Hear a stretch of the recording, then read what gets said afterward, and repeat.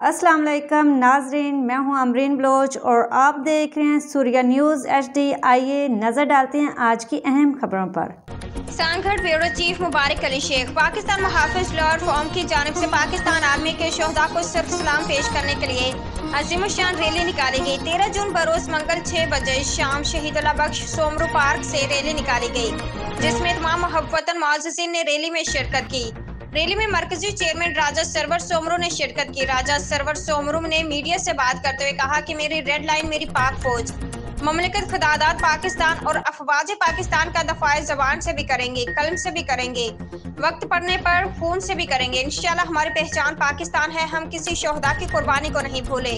शहीद जिंदा है, हम उनको खराज तहसीन पेश करते हैं।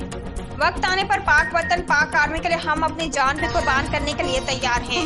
मरकजी सदर मोहम्मद अली सोमरू ने कहा कि ये पाकिस्तान हमारा घर है, हमने मिलकर एक साथ काम करना है।